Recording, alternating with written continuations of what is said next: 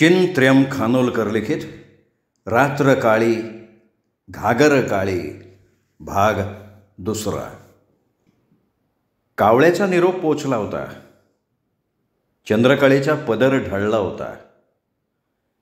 चाफा दचकला होता. फुलं टपटपली होती. अर्थ कळला.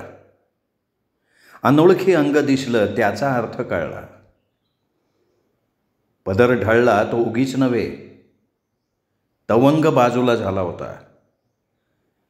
तिला स्वतःलाही जे अंग आजवर सहजचं होतं ते आज चमत्कारासारखं झालं होतं.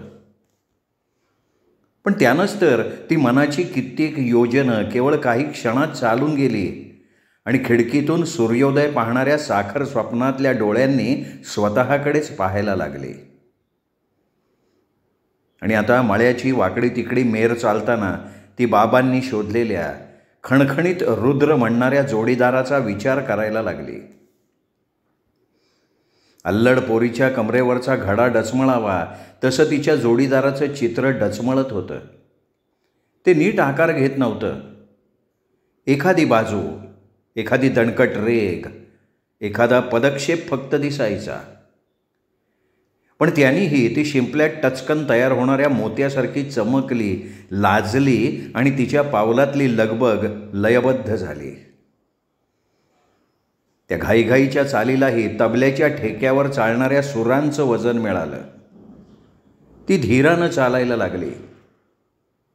हे अंग काही वाऱ्यावर उधळण्यासाठी नव्हे.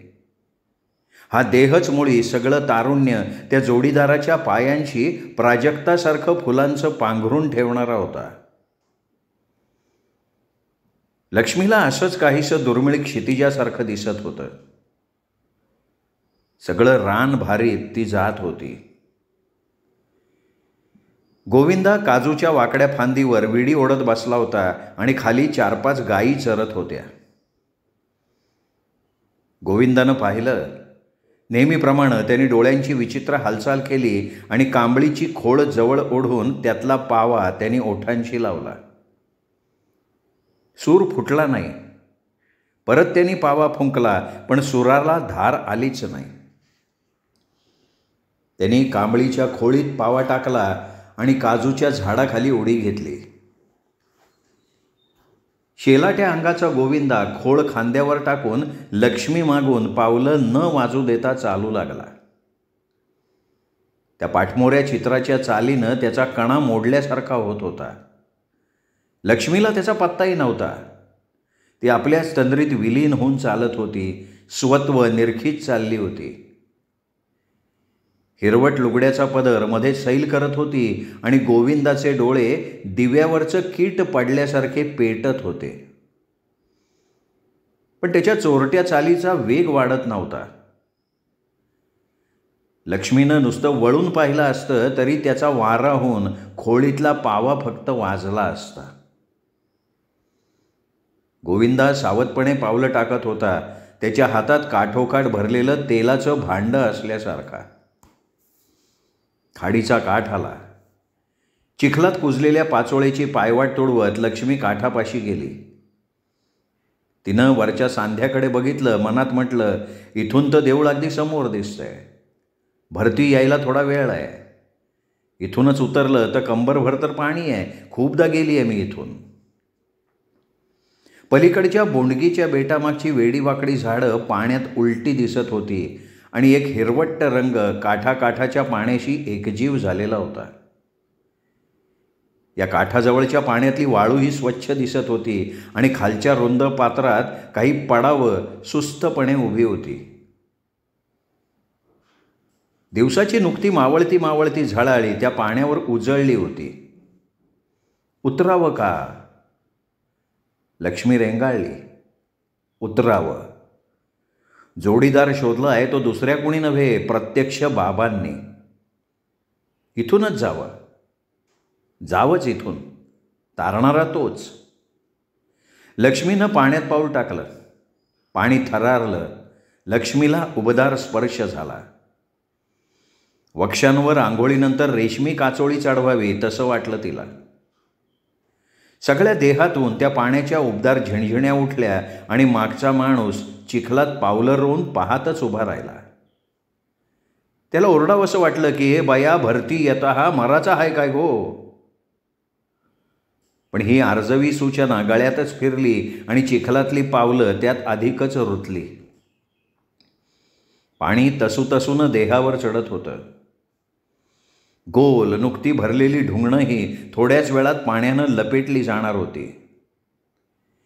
गोविंदाच्या डोळ्यातला निळा काळा धूर दचकल्यासारखा होत होता, पण पायतळीचा चिखल त्याला सोडत नव्हता.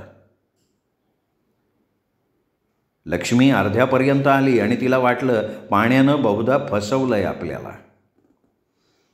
पावलं वर तरंगणार असं का वाटतंय? देहातल्या झिणझिण्या लोप का पावतायत? देहावरचं वस्त्र असं सुटं व्हायला का पाहतोय? आणि वरून एक मातीची काळी घागर उपडी उपडी वाहत का येतीये? फोडासारखी का दिसतीये ती? फोडासारखी? लक्ष्मी दुप्पट अवसान आणून पाण्यात पाय रोवायला लागली, पण हिरवट निळसर पाण्याला आतून सारखी खेच होती. पाणी कमरेवर केव्हाच सरकलं होतं. पुढचा काठ अजून 20-25 हात दूर होता आणि घागर वेगानं जवळ येतीये. ती उलटी होऊन बुडतही नव्हती. कुणी बुडालंय का वरच्या सांध्यावर? पायाखालनं हे केसासारखं काय वाहत गेलं? लक्ष्मी सरकली. तिला वाटलं देह ढकलून द्यावा. जिवंत राहण्याची आशा फार थोडी होती. पाणी छातीपर्यंत सरकलं होतं आणि कातरवेळ होत आली होती. समोरच्या झाडीतून पलीकडच्या देवळाच्या दीपमाळेचे 4-5 दिवे लुकलुकत होते. एखादा पक्षीही कुठं पीस हलवत नव्हता. घागर फार जवळ आली. लक्ष्मीनं आंबे म्हणून डोळे झाकले. अजगराच्या डोळ्यातून उमटलेल्या प्रतिबिंबासारखा तो नदीकाठ दिसत होता आणि लक्ष्मीच्या गळ्यापर्यंत पाणी आलं तसं चिखलातलं माणूस दचकून हललं आणि त्याने फाडकन खोळ बाजूला टाकून पाण्यात सूर मारला. घागर भोवऱ्यासारखी गरगरत दूर झाली. गोविंदानं झटक्यानं लक्ष्मीला वर खेचलं आणि पैलकाठ गाठला. लक्ष्मीनं सावधपणे डोळे उघडले तेव्हा गोविंदा जवळच उभा होता. त्यांनी लक्ष्मीला एका झाडाच्या बुंध्याशी बसवलं होतं. लक्ष्मी थबथबल्या वस्त्रानं उभी राहिली तेव्हा गोविंदानं गरिबासारखी पाठ फिरवली. त्यांनी काही वेळ तो देह निरखून घेतला होता, पण त्याही वेळी तो अंतर राखून उभा होता. त्याचा पावा पलीकडे कांबळीच्या खोळीत पडला होता. त्या देहावरनं नजर फिरवणंही त्याला जड गेलं होतं. फक्त ती सावध होईपर्यंत तो उभा राहिला. कातरवेळेच्या अंधुक उजेडात लक्ष्मी पाण्यानं सारखी निथळत होती. गोविंदा? पाठमोऱ्यास त्याने हुंकार दिला. देवळात जाऊन येते, जातानाही तूच ने मला. वरच्या सांध्यावर होडी हा. नको, इथूनच जायचंय मला. लोक पाहतील वरून गेले तर. भिजली आहे मी. नेशील? नेन बापडो, पण बेगी बेगी ये. जा. लक्ष्मी थरथरत थरथरत दीपमाळेपाशी गेली. तिने दीपमाळ्या आडून देवळात कुणी आहे का हे निरखून बघितलं. कानोसा घेतला. कुणी नव्हतं. आतल्या गाभाऱ्यातली अष्टभुजा आंबेची काळ्या पाषाणाची पुरुषभर उंचीची मूर्ती दोन्ही बाजूंच्या समयांच्या प्रकाशात उजळलेली फक्त दिसत होती. लक्ष्मी सभागृहातून आत गेली. तिची ओली पावलं तिच्या मागून उमटत जात होती. पाणी अजूनही चोरपावलांनी तिचा पाठलाग करत होतं. लक्ष्मी गाभाऱ्यात जाऊन डोळे मिटून क्षणभर उभी राहिली. गळ्यापर्यंत आलेली भरती आंबेनं सहज दूर केली होती आणि बाबांनी निवडलेल्या जोडीदाराची ही कूड सुखरूप राखलेली होती. जीभ बाहेर काढून 8 हातात शस्त्र घेऊन उभी राहिलेली ती काळी कंच पाषाण मूर्ती लक्ष्मीनं डोळे मिटून पाहिली. मिटल्या डोळ्यांपुढे चंद्रकोरीहून शीतळ अशी प्रभा पसरली तेव्हा तिने डोळे उघडले आणि वाकून 5 वेळा नमस्कार केला. हातातली काकणं किणकिणली, पण तो नाद यावेळी लक्ष्मीला वज्रचुड्यांचा वाटला.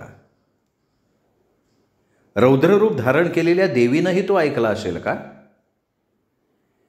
कारण दारातल्या चाफ्यासारख्याच त्या समयाही 5 ज्योतीतनं तिला दचकल्यासारख्या दिसल्या. एकदा त्या वज्रदेहावरून दृष्टी ओवाळली आणि देवीच्या पायतळीचा अंगारा गळ्याला लावून ती बाहेर आली. परत येताना तिने आपल्या जोडीदारासाठीही आयुरारोग्य मागितलेलं होतं. लक्ष्मी दीपमाळेकडे आली आणि तिने समोर बघितलं. पल्लडच्या झाडीतून नुकतीच चंद्रकोर चढत होती आणि पाण्यावरही एक काळी चमक थरथरत होती. गोविंदा पाण्याकडे पाहत उभा होता. त्याची कांबळ्याची खोळ पल्ल्याड होती. चल. हा हा. गोविंदानं दचकून मागे बघितलं आणि तो पाण्यावर उपडा पडला. केस गच्च धर, घाबरा नको. गोविंदानं थोडक्यात सूचना दिली. लक्ष्मी त्याच्या डोईचे केस घट्ट धरून निर्भयपणे त्याच्या पाठीवर बसली. गोविंदा माशासारखा तरंगत मध्येच आला आणि लक्ष्मी परत एकदा दचकली. ती घागर तिला आठवली. याच ठिकाणी पायांना कोणाच्या तरी लांबसडक केसांचा स्पर्श झाला होता. कुणी बुडालं होतं का? घागर अजूनही उपडी उपडी वाहत असेल का? खालच्या रुंद्रपात्रातून वाहत असेल ती. कधी उलटी होऊन बुडणार नाही का ती? लक्ष्मी विचार करता करताच काठावर येऊन पोचली होती. भरतीचं काळशार पाणी तुडुंब भरलं होतं, पण गोविंदानं तिला पिसासारखी आणली. कुठे धक्काही लागला नाही. मघाची चिखलवाड भरतीच्या पाण्यानं भरली होती आणि गोविंदाच्या कांबळीची खोळ अर्धी अधिक पाण्यात बुडाली होती. गोविंदानं कांबळी उचलली, चाचपून बघितली. त्यात पावा होताच. गोविंदाला अगदी वाटत होतं पाव्याला ओठ लावावेत.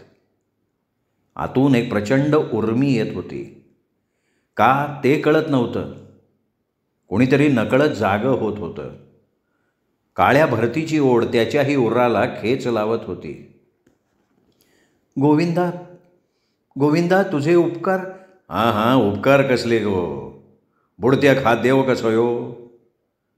थोडा वेळ गप्प राहून मग तो म्हणाला स्वतःशी बोलल्यासारखा, गाव माका खराब नजरेचो म्हणता. लक्ष्मी बारीकशी हसली, पण तिलाही भडबडून येत होतं. पण मग काहीच न बोलता धीटपणे ती पुढची वाट चालायला लागली. रातकिड्यांची किर्र धून लागली होती. रानाच्या जाळीतून काळोखाचे ढग दबा धरून बसल्यासारखे होते, पण लक्ष्मीची पावलं बिनचूकपणे पडत होती. अंगावरची ओलही आता जाणवत नव्हती, पण एखाद्या जाळीकडे बघून तिला त्या काळ्या घागरीची आठवण होई. कोणीतरी बुडाल्यासारखं वाटे, पण मग ती भानावर येई. रान संपलं आणि मोकळे मळे लागले. लक्ष्मीनी मागे वळून बघितलं. गोविंदा नव्हता कुठे. थोडा वेळ ती उभी राहिली, पण गोविंदाची जागजूग नव्हती. पण त्या रानातून पाव्याचे सूर उठले तेव्हा तिला जीवाचं काजळ झाल्यासारखं वाटलं. अचानक सूर उठले होते. रानाला एक वेगळी जाग आली होती. प्रत्येक सूर उंच उंच चढत होता. प्रत्येक सुराला काचेचा मांजा लावल्यासारखा वाटत होता. ते चिरत होतं. मनाची लय वेगळ्या वळणावर नेत होतं. कुणा अनामिकाच्या फक्त काळजात तो पावा कोणी खुपसून ठेवला होता. एक एक सूर म्हणजे उंच उंच उडणारी रक्ताची एक चिळकांडी वाटत होती. लक्ष्मी भान हरपून जाणीव वस्त्रासारखी फेडून ऐकत होती. मघाची भरती परत आपला तुडुंब काळेपणा पसरून गळ्यापर्यंत चढत आल्यासारखं तिला वाटलं आणि लक्ष्मी आपला ओला देह परत एकदा डोळाभर निरखून मळ्यावरून मेरेनं वळणं घेत निघाली. मुक्तपणे सुटलेले सूर पाठलाग करत होते आणि नजरेसमोर कळशी भोवऱ्यासारखी गरगरत होती. पुन्हा नववधूची पावलं घागर पाण्यात बुडवताना पाण्यानं खेचलीत. आपल्या पावलांना तिच्याच लांबसडक केसांचा विळखा पडलाय. लक्ष्मी तोल सुटून जवळजवळ पळाल्यासारखी निघाली आणि मन मात्र त्या सुरांच्या चिळकांड्यांनी आधांतरी उचलून धरलं. त्या निनावी काळजाचा शेवटचा श्वास असेपर्यंत ते सूर तसेच चढणार होते. घागरीचा भोवरा गरगरणार होता. माडांच्या बागेत लक्ष्मीनं पाऊल ठेवलं आणि परत पुन्हा ते निर्धास्त झाली. जोडीदाराचं चित्र जुळवू लागली. स्वतःच्या उफाड्याकडे बघत ती एक एक रेख जुळवू जागवू लागली. पाव्याचे सूर खूप मागे राहिले होते. त्या जोडीदाराच्या रुंद पाठीमागे लपले होते. त्याचं चित्र कसदारपणे उमटलं आणि लक्ष्मी चाफ्या घालून तो असा असा असा असावा असं मनाशी पुटपुटत लाजत लाजत ओटीवर आली आणि मग लाजतच आत पळाली. देवखोलीतून बाबांचा मंत्रोच्चार आणि धूपाचा दरवळ घरभर पसरलेला होते. असे दचकले का ते? डोळे वर उचलून पाहत का नाहीत? अंतरपाटापुढे मान खालीच होती. होमाभोवती फिरताना त्यांची पावलं अशी अडखळत का होती? ते मध्येच घाईघाईनं पावलं उचलत, शालूची गाठ ताणली जाई, पुन्हा दाबल्यासारखे चालत. असं का ते? लक्ष्मीला काहीतरी खटकत होतं. कुठंतरी काहीतरी कमी पडत होतं. नव्या घरात उंबरठ्यावरचं माप उलथून तिने हक्कानं प्रवेश केला, पण अजूनही घराचा नवेपणा तिळवरही कमी झाला नाही. दास्याई फार वेळ घरात येत नसे. रेंगाळे, दचके आणि तोंडातल्या तोंडात काही पुटपुटून अच्युतचं घर गाठी. दिगंबरला कसलाच कोणाचाच अडथळा नव्हता. तरी तोही परक्या पावलांनी चोरासारखा घरात वावरे. लक्ष्मीकडे चोरून पाही आणि तिने डोळे वळवले, हसली की त्याचा चेहराच पडे आणि तीही मार खाल्ल्यासारखी ओठ मिटून गेली. तोंड मिटून खालच्या मानेनं ती पावलं टाकत होती. त्या जुनाट वास्तूची जमीन कशी खडबडीत होती. खाचखळगेच अधिक होते आणि भिंतीही नुकत्या रेव्यानं सारवूनही फिक्क्या फिक्क्याच उभ्या होत्या. दिव्याचा प्रकाशही त्यावर उजळत नसे. ती वास्तूच मुळे अडगळीत पडल्यासारखी कशीबशी उभी होती. परंपरेनं मुखोद्गत झालेल्या रुद्रानं बाबांना त्या घराची दिशा दाखवली. लक्ष्मीला मात्र त्या घराची पूर्व दिशा कोणती तेही कळत नसे. स्वतःच्या घरी हे पुरुष असं चोरट्यानं का वावरतात? या घराला बऱ्याच वर्षात बाईचा स्पर्श झाला नसावा म्हणून तर. पण दास्याची बायको तर अलीकडेच, की तीही अशीच आपल्यासारखीच ओठ दाबून मुक्या मुक्यानं वावरली. या घराला एक तशी खोलीही आहे, पण तिचा जोडीदार खालच्या मानेनं केळीच्या पानावर पडलेलं अन्न गिळत होता आणि गुपचूप उठून नाहीसा होत होता. लक्ष्मी गृहिणीची चालरीत विसरायला लागली. नवेपणाच अधिक वाढला. त्या पुरुषानं नीट पापणी उचलून पाहूही नये. असा भरदार देह, रुंद केसाळ छाती, खोल गहिरे डोळे, कांतिमान चेहरा आणि अंगभर मुसमुसणारी गोरी कांती. यांनी असं मालवून का जावं? कशासाठी? का म्हणून? दोघेही एकटी होत. यानं हलकेच मागून पाठीवर थोप घालू नये? हिरव्या पदराचं रसरशीत टोक का खेचू नये? अवजळ उफाड्याचा देह या ताकमेढीच्या कोपऱ्यात उभं राहून तो चोरासारखा, दिवाभितासारखा पाहतो. त्याहून त्यांनी सरळ सरळ मागून येऊन आपले डोळे त्या दणकट हातांनी का झाकू नयेत? मी कसलाही अडथळा करणार नाही. हे सगळंच तर तुझं आहे. भरतीच्या पाण्यानंही याला धक्का लावलेला नाही. अंबेनं केवळ तुझ्याचसाठी या देहाचं रक्षण केलंय. ये ना, पहा ना डोळे भरून. लक्ष्मी क्षण एकाच ध्यासावर लोटत होती, एकाच गोष्टीचा सतत विचार करत होती. दिग्या, दिग्या कुठं चाललास? मासणात. वेळ आहे. लग्न का केलंस? त्यासाठीच. अरे पण झालंय काय रांडेच्या ते तर कळून दे. तेच तर मला माहिती नाही. दिग्या मुस्कटच दे ना. चल जाऊन खोलीत झोप. ओटीवरच्या गोष्टी लक्ष्मीच्या कानी आल्या तेव्हा बरीच रात्र झाली होती. अच्युत दिगंबरला भलेपणानं सांगत होता.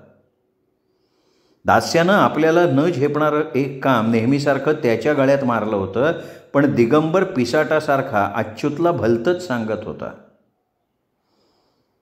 बारीक आवाजातली ती कुजबूज आज बरेच दिवस ती ऐकत होती, पण आज त्या कुजबुजीला धार चढली होती. तिच्या भल्या वाईटाचा जोडीदार त्याहून मसणात जाईन म्हणून सांगत होता. लक्ष्मी गप्प डोळे झाकून घेत होती. हे का म्हणून हेच तिला कळत नव्हतं. एवढी उमेद घरात असताना हा माणूस मसणवटीची भाषा का बोलतोय? तिला तो शब्द त्या काळ्या घागरीसारखा वाटला. उपड्यानं गरगरणारी काळी घागर तिला यावेळी स्पष्ट दिसायला लागली. दिगल्या, दिगल्या बऱ्या बोलानं जा म्हणून सांगतोय. तुम्हा झालाय तरी काय रांडेच्यानो? काका तुम्ही जा ना घरी. उगाच मनस्ताप करून घेऊ नका. मला ते कालत्रयीही जमणार नाही.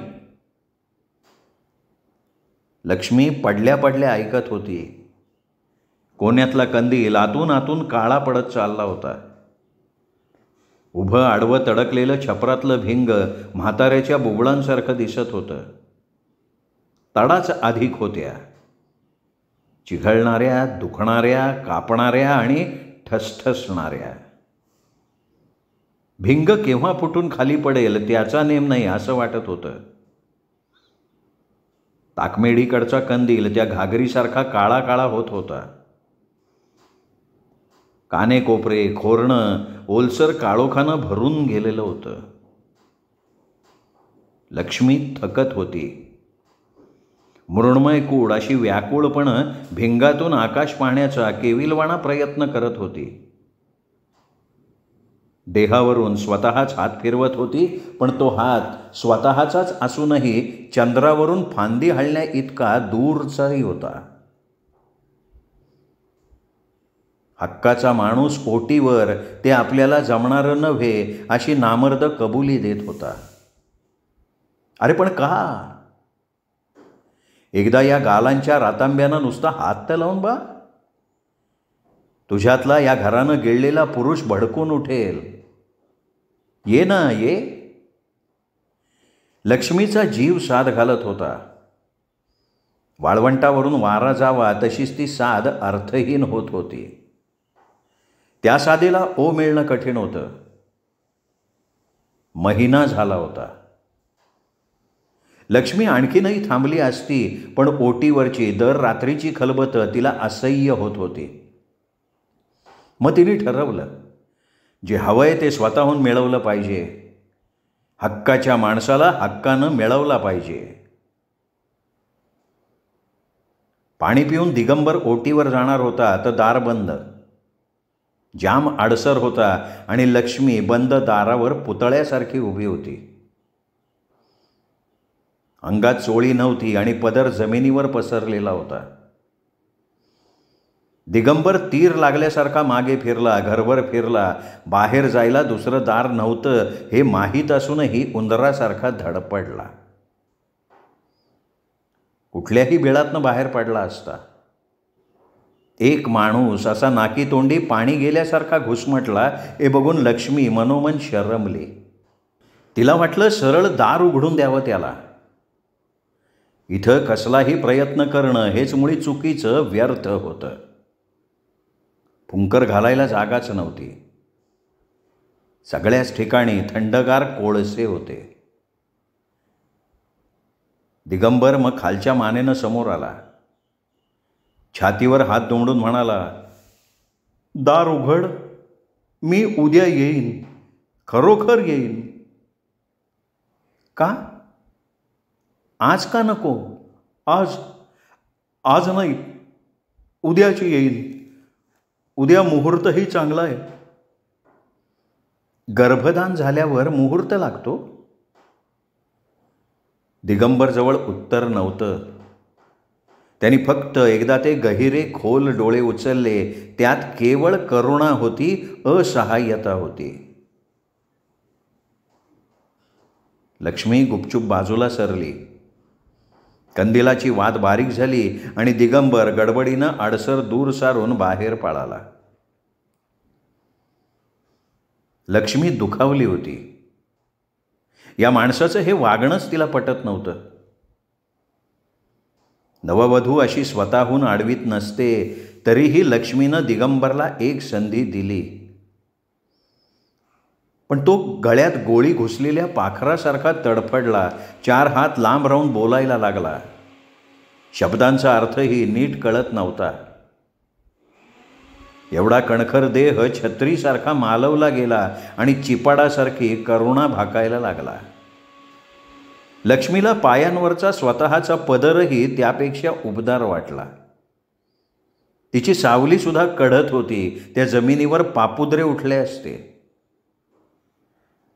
रांडेच्यानो, मला का रोज जागरण करायला लावताय? त्या पोरीचे हाल का म्हणून? लक्ष्मीनं दाराला कान लावला होता. अच्युत चिडला होता. त्याचे प्रयत्न निष्फळ ठरत होते. पोरीचे हाल होतात हे अच्युत मामंजींना समजतं. हाल नाही, पण या सगळ्याचा अर्थ काय? का लक्ष्मीच्या सर्वांगातून भरतीचं काळं पाणी फुटल्यासारखं झालं. ती मोडल्यासारखी उभी राहिली. सर्वांगाचं शीर्ण झाल्यासारखं वाटलं तिला.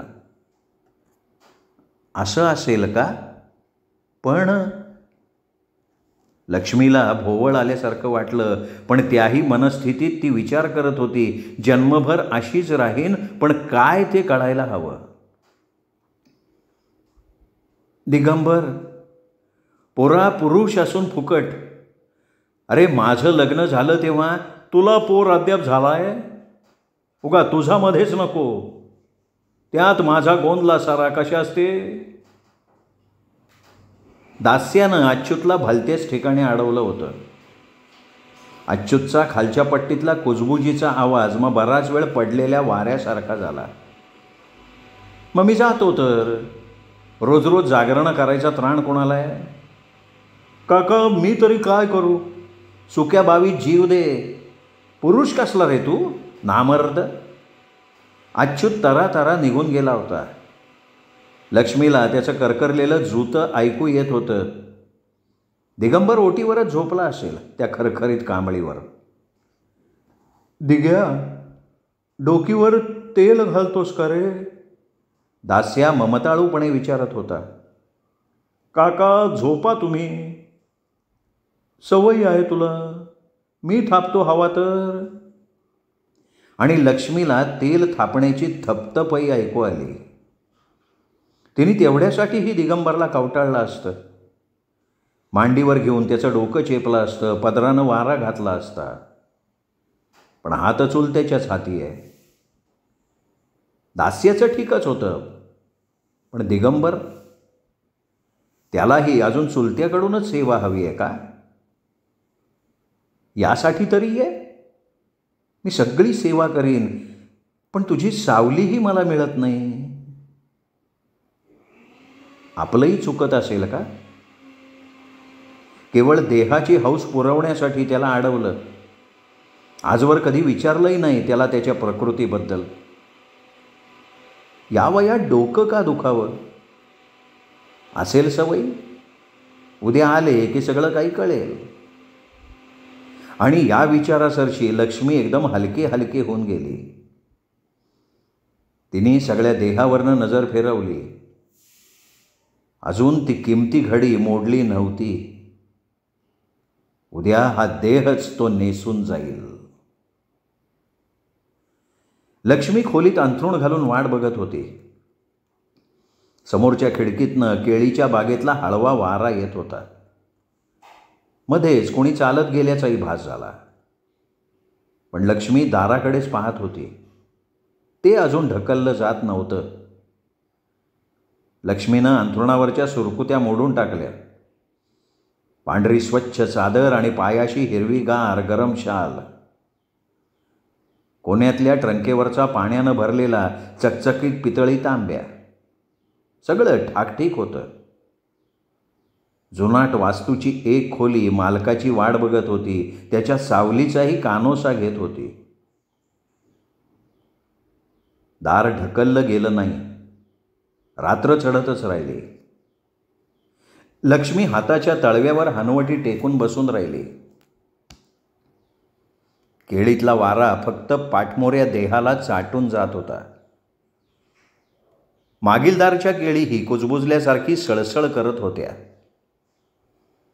कंदिलाची काच मात्र अजून उजळ होती आणि लक्ष्मी डोळे भरून बसली होती. मग ती हलकीच उठली आणि दार उघडून बाहेर आली. वाणशीतल्या भिंतीजवळ खोलीच्या दारापासून थोड्या अंतरावर दिगंबर फक्त उभा होता. फक्त वाट पाहत उभा होता. कधीपासून उभा होता कोण जाणे. आत जाण्याचा धीर होत नसल्यासारखा ताटकळत होता. लक्ष्मीने त्याला पाहिलं आणि तिने डोकीला हात लावला. ती एकदम त्याच्याजवळ गेली. त्याचा हात धरायला लागली. त्याच्या गालांवरनं हात फिरवायचा प्रयत्न करायला लागली. पण तिच्या हरेक हालचालीबरोबर तो मागं खेचला जात होता. लक्ष्मीने मग त्याच्या हाताला घट्ट पकडलं आणि त्याला ती जवळजवळ ओढीतच खोलीत घेऊन गेली. ते मनगट तिला लुळं पडल्यासारखं वाटलं. दिगंबर तरीही खिडकीजवळ जाऊन उभा राहिला आणि लक्ष्मीनं खोलीच्या दाराला आडसर घातला. लक्ष्मीने त्याच्या पायांनाच मिठी घातली. दिगंबरच्या पायांवर डोकं ठेवून मुसमुसून रडायला लागली. पण दिगंबरनं खाली पाहिलंही नाही. तो स्वतःची केवळ सुटका करू पाहत होता. काहीतरी सांगून आजची रात्र उद्यावर ढकलू पाहत होता. पण त्याला कारण सापडत नव्हतं. तो सैरभैर होत होता आणि लक्ष्मी त्याच्या पावलांवर अश्रू ढाळत होती. मग ती उठली आणि खालच्या मानेनं म्हणाली, असं का? दिगंबर मूकस्तंभासारखा उभाच होता. सांगा ना. दिगंबर काही सांगू शकत नव्हता. एखाद्या देणेकऱ्यासारखा तोंड लपवू पाहत होता. कर्ज फेडणं कठीण होतं. तो तर कंगाल झाला होता. प्रकृती ठीक नाही. लक्ष्मीनं त्याचे दोन्ही हात धरण्याची केवळ धडपड केली. पण तो मान हलवत मागे फिरला आणि लक्ष्मी घाईघाईनं दारावर जाऊन उभी राहिली. तिने त्याचा पळण्याचा बेत ओळखला. माझ्याबद्दल काही कोणी सांगितलं का? लक्ष्मी व्याकुळ होऊन विचारत होती. दिगंबरनं मान नकारात्मक हलवली. मग असं का? असं का? सांगा ना. कारण तरी सांगा. मग बापडे खुशाल जा. मी परत कधीच अडवणार नाही. लक्ष्मीनं त्याच्या गळ्यात हात टाकले तेव्हा नागिणीचा विळखा पडल्यासारखा तो उडी मारून खिडकीकडे गेला. लक्ष्मी दिग्मूढ होऊन दारापाशी उभी होती. तिचा चेहरा एकाएकी तापल्यासारखा होत होता. खळखळून हसावंसं वाटत होतं तिला. पण तिने स्वतःला बांधून ठेवलं. ती परत दिगंबरकडे गेली. यावेळी तिने चोळी काढून अंथरुणावर टाकली होती. पदर खाली सोडला होता. ती निर्लज्ज व्हायला पाहत होती. एका काळ्या कुट्ट कुशंकेचं समाधान करायचं होतं. लक्ष्मी दिगंबरला अगदी खेटून उभी राहिली. खिडकीचं दार लावून तिने दिगंबरला करकचून मिठी घातली. दिगंबर खालीच बसला. कोसळल्यासारखा पडून राहिला. पण लक्ष्मी तरीही त्याला मिठीत घेऊनच होती. सोड, मला सोड. का? मी नाही. माझ्या माणसाला मी का सोडू? पुरुष नाही का तुम्ही? लक्ष्मीनं मनातल्या शंकेला वाचा फोडली तेव्हा दिगंबर उठून बसला.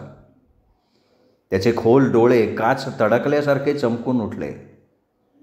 त्याला नको तो प्रश्न विचारला गेला होता. लाजिरवाणा प्रश्न त्याला चापकासारखा बसला होता. लक्ष्मी बारीक बारीक हसली तेव्हा दिगंबरनं तिच्या स्तनांना हात घातला, पण मग पुन्हा ते हात ढिल्ले पडले.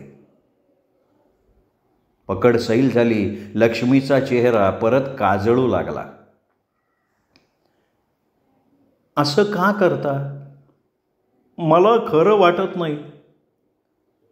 काय ते? हे सागर, हे तुझं रूप, ही आग मला सहन होत नाही. तू शुद्ध आहेस का? लक्ष्मी मुकाट्यानं उठली आणि डोकीवरून पांघरून घेऊन पडली. दिगंबर जवळ येऊन कुजबुजला. तू लंपट आहेस, पापी आहेस. असं रूप माणसाला मिळत नाही. मी कधी पाहिलं नाही. मला भीती वाटते. लक्ष्मी झटक्यानं पांघरून टाकून बसली आणि पेटत्या संतापी नजरेनं पाहायला लागली. लंपट कोण? पापी कोण? तू. दिगंबर घोबडासारखा दूर सरकला आणि दाराचा अडसर काढून बाहेर पळाला. लक्ष्मीनं परत दाराला अडसर घातला आणि ती कोण्यात त्वेषानं थुंकली. खिडकीबाहेर कोणी चुकचुकल्याचा भास झाला. लक्ष्मी उघड्या अंगानं पडली होती. ज्या देहातली मस्ती काजळासारखी ती जोडीदाराच्या डोळ्यात पेरणार होती, तो देहच मुळी त्याच्या 2 शब्दांनी घायाळ करून सोडला. कुणीतरी वैरी अंगावर फक्त थुंकून जावा तसं वाटलं तिला. त्या थुंकीचे ओंगळ अंगावर ठसठसत होती. घुबडानं सूर्योदय पाहिला नाही हा दोष तिचा होता. एक घृणा लक्तरासारखी अंगावर फेकून घुबड निघून गेलं होतं. त्या काळ्या उघड्या घागरीवर बसलं होतं. कुठंतरी एक प्रेत वाहत होतं आणि कावळ्याच्या उरातला निरोप उरातच सडत पडलेला होता. काळजातला खुपसलेला अनामिकाचा पावा रक्ताच्या चिळकांडीसारखं सुरांचं उंच उंच कारंज चढवत होता आणि लक्ष्मी दुखावल्या मनानं देह न्याहाळीत होती. अजूनही तो टवटवीत होता. त्यातलं मन मोडलं तरी त्याची पालवी कोमजली नव्हती. हिरवं पातळही कोमेजलं नव्हतं. तो देह मात्र त्याची वाट पाहत होता, पाहणार होता. नको तसले घाव सहन करूनही त्याची आळवणी करणार होता. पण लक्ष्मीच्या मनाला मात्र मुंग्या डासल्या होत्या.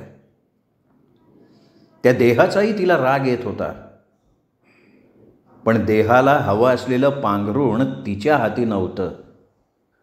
ती इथे दुबळी ठरत होती आणि तिचा जोडीदार सगळंच काही नाकारत होता, पळत होता, भीत होता. दाराबाहेर वाट पाहत उभा राहणार होता, पण हक्काच्या माणसाच्या खोलीचं दार उघडण्याचं बळ त्या हाती नव्हतं.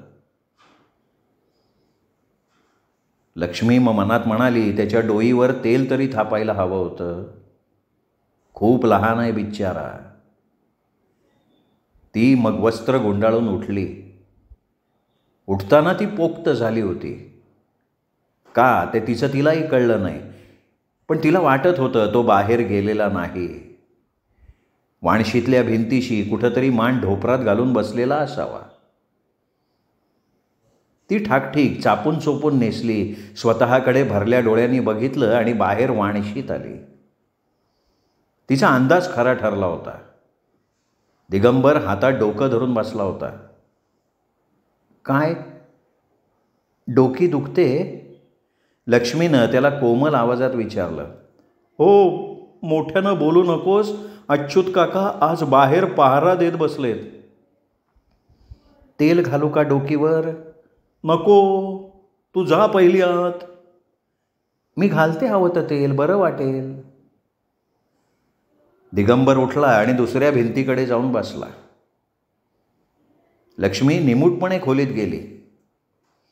त्याला तिच्याकडनं कसलीच अपेक्षा नव्हती. तो डोकी हातात धरून वाणशीतल्या काळोखात बसणार होता.